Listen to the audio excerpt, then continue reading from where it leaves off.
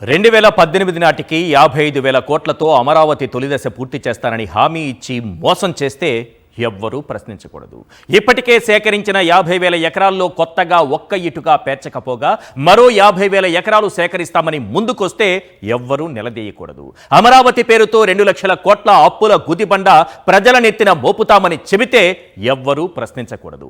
కాంట్రాక్టుల పేరుతో వేల కోట్ల రూపాయల అవినీతికి పాల్పడుతున్నా ఎవ్వరూ నిలదీయకూడదు. చదరపు అడుగు 11,000 నుంచి 14,000 అంటూ ప్రజాధనం లూటీ చేస్తున్నా ఎవ్వరూ ప్రశ్నించకూడదు. కిలోమీటర్ రోడ్డుకు 170 కోట్లు లెక్కలు రాసి దోచేస్తుంటే ఎవ్వరూ నిలదీయకూడదు.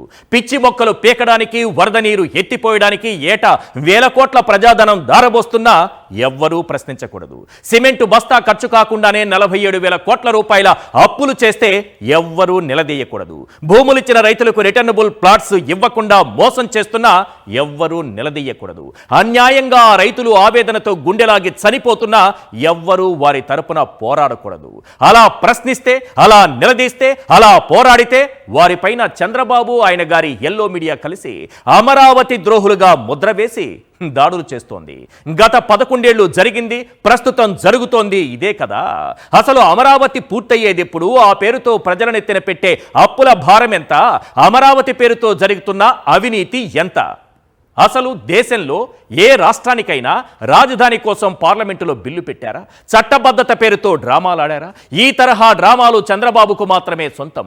2014లో 50,000 ఎకరాల్లో అద్భుత రాజధాని అంటూ బాహుబలి సెట్టింగులు వేశారు. సింగపూర్ కథలు చెప్పారు. రోడ్లు, సివరేజ్, నీరు, విద్యుత్ కల్పనకే ఎకరాకు 2 కోట్లు అవసరమన్నారు. ఇప్పుడేమో అదొక మున్సిపాలిటీగా మిగిలిపోతుందంటూ మరో 50,000 ఎకరాలు లాగేందుకు రైతులను బెదిరిస్తున్నారు.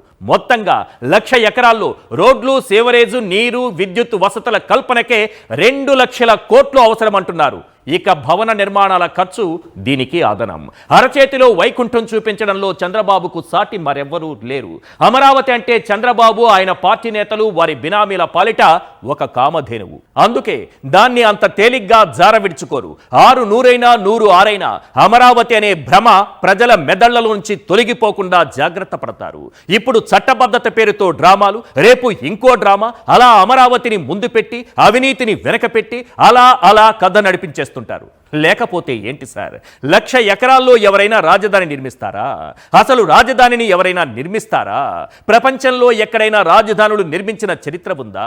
ప్రపంచంలో ఎక్కడా లేని అంతర్జాతీయ విమానాశ్రయం నిర్మించేస్తారట. దేశంలో ఎక్కడా లేని విధంగా రైల్వే స్టేషన్ ఏర్పాటు చేసేస్తారట. నవనగరాలతో అంతర్జాతీయ రాజధాని కళ్ల ముందు నిలిపేస్తారట. ఇవన్నీ ఎవరైనా నమ్మేలా ఉన్నాయా?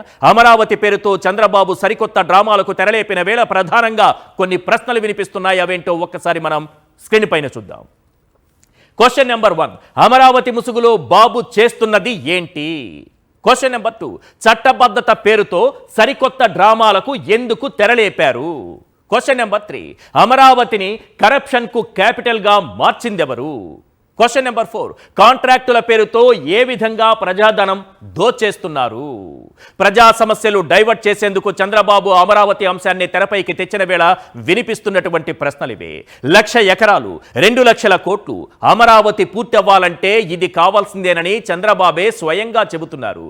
మరి ఇప్పుడో 2 ఏళ్లు, 2014-19 మధ్య 5 ఏళ్లు, మొత్తం 7 ఏళ్లు అధికారంలో ఉన్న చంద్రబాబు అమరావతి కోసం ఖర్చు పెట్టింది ఎంతో తెలుసా? కేవలం 8,000 కోట్లు. అంటే అటు ఇటుగా ఏడాదికి 1,000 కోట్లు. మరి ఈ లెక్కన 1,00,000 ఎకరాల్లో 2 లక్షల కోట్లతో నిర్మాణాలు పూర్తి కావాలంటే 200 ఏళ్లు పడుతుందిగా. అప్పటికే ఆ వ్యయం ఎన్ని లక్షల కోట్లకు చేరుతుందో మనం ఊహించగలమా? అసలు ఇవన్నీ సాధ్యమయ్యే పనులేనా? ఇదంతా ప్రజలను భ్రమల్లో ముంచి దోచుకోవడం తప్ప మరేంటి? అమరావతి ముసుగులో ఇప్పటికే 47,000 కోట్ల అప్పులు చేశారు. కానీ అప్పట్లో ఇది సెల్ఫ్ ఫైనాన్స్ మోడల్ అన్నారు. మరి ఇన్ని వేల కోట్ల అప్పులు ఎందుకు చేస్తున్నారు అంటే సమాధానం ఉండదు. పైగా ఎదురుదాడి చేస్తారు. అమరావతి ద్రోహులని ముద్ర వేస్తారు. అమరావతి స్కాముల నుంచి ప్రజల దృష్టి మళ్లించడానికే అసెంబ్లీలో తీర్మానం చేశారు. చట్టబద్ధత పేరుతో ఢిల్లీలో డ్రామాలాడారు.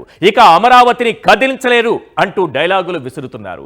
అసలు అమరావతిని కదిలిస్తామని ఎవరన్నారు? అమరావతికి మేం వ్యతిరేకమని ఎవరు ప్రకటించుకున్నారు? అక్కడ జరిగే అవినీతిని ప్రశ్నిస్తే అమరావతికి వ్యతిరేకమా? భూములిచ్చిన రైతులకు జరుగుతున్న అన్యాయం గురించి నిలదీస్తే అమరావతికి వ్యతిరేకమా?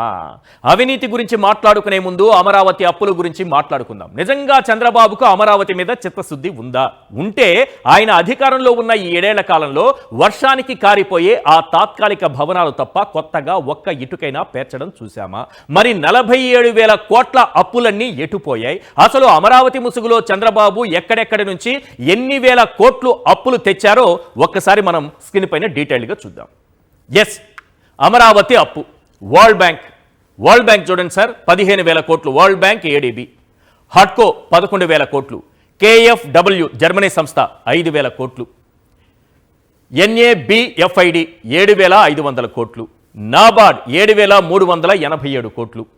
ఇక ఏపీపీఎఫ్సిఎల్ 1,500 కోట్లు. మొత్తంగా కలిపితే 47,387 కోట్లు. అమరావతిలో చంద్రబాబు చేస్తున్న అవినీతి గురించి మాట్లాడుకోవాలంటే ముందుగా 2014-19 మధ్య నిర్మించినటువంటి ఆ తాత్కాలిక భవనాల సంగతి చూడాలి. అప్పట్లో తాత్కాలిక సచివాలయం, తాత్కాలిక అసెంబ్లీ పేరుతో 1,100 కోట్లు ఖర్చు చేశారు.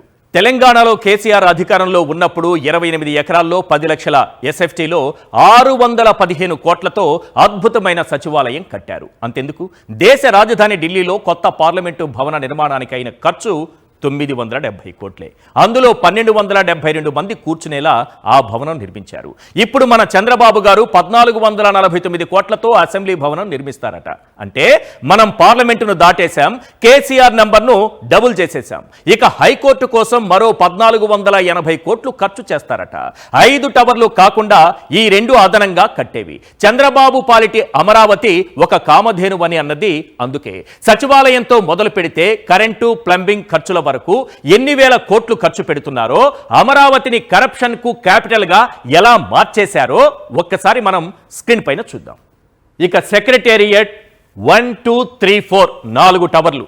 సెక్రటేరియట్ 1, 2 టవర్లు షాపూర్జీ పల్లోంజీ కాంట్రాక్టు సంస్థ. ఎప్పుడు 2018లో వాళ్లే, ఆ తర్వాత 2025లో కూడా వాళ్లే. ఒకసారి 2018లో దీని వాల్యూ ఎంతంటే 932 కోట్లు. 2025 వచ్చేటప్పటికి 1,423 కోట్లకు పెరిగింది. మళ్ళీ కాంట్రాక్ట్ సంస్థ ఎవరు? ఆ షాపూర్జీ పల్లోంజీనే కాంట్రాక్ట్ సంస్థ.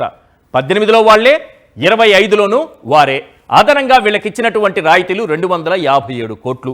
ఇవి కాకుండా అదనంగా మరికొంత కూడా వాళ్ళకి సమర్పించుకున్నారు. అంతా కలిపితే సెక్రటేరియట్ 1, 2 టవర్లకు అవుతున్నటువంటి ఖర్చు 1,762 కోట్లు సార్. ఇక సెక్రటేరియట్ 3, 4 టవర్లు కాంట్రాక్ట్ సంస్థ ఎల్ఎన్టీ.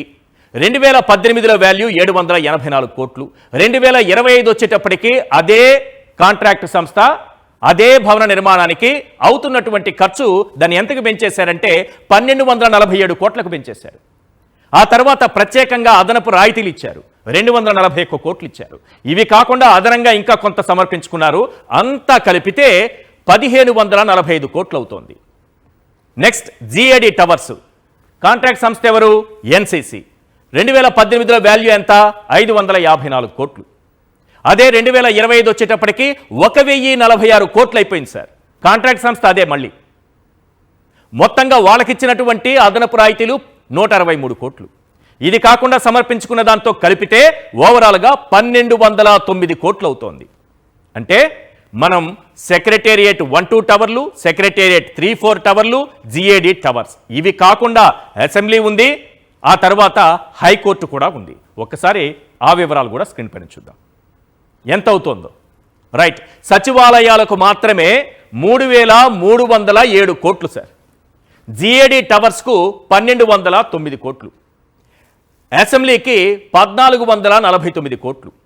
హైకోర్టుకు 1,480 కోట్లు.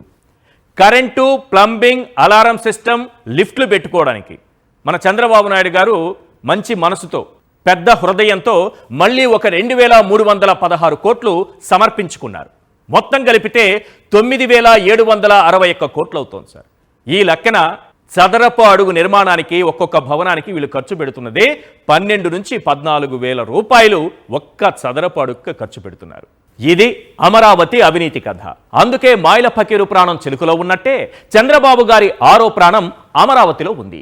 ఈ స్థాయి అవినీతి ఇసుక, మద్యం, ఇతరత్రాల్లో సాధ్యం కాదు. అందుకే బాబు ఈ అమరావతిని విడిచిపెట్టరు, అలాగని పూర్తి చేయరు. దీపం ఉన్నప్పుడే ఇల్లు చక్కబెట్టుకోవాలి. ఇది చంద్రబాబుకు బాగా తెలుసు. అందుకే అమరావతి దీపం వెలుగుతూనే ఉంటుంది, బాబు ఇల్లు చక్కబెడుతూనే ఉంటారు.